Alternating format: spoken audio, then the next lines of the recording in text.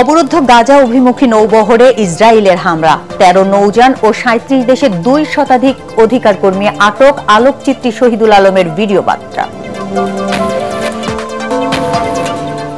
PR পদ্ধতি চাইলে জনগণের ম্যান্ডেট নিয়ে সংসদে আসতে হবে, মন্তব্য আমির খসরুর। যেসব ইস্যুতে সমঝোতা হয়েছে তার বাইরে যাবার সুযোগ নেই।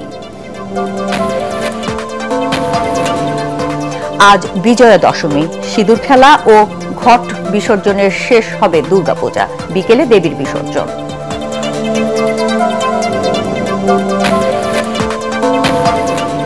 ৭ বছরেও চালু হয়নি ৪২ কোটি টাকা ব্যয়ে নির্মিত সিরাজগঞ্জ বায়ু বিদ্যুৎ কেন্দ্র। রক্ষণাবেক্ষণের অভাবে নষ্ট হচ্ছে টাওয়ার ও যন্ত্রাংশ।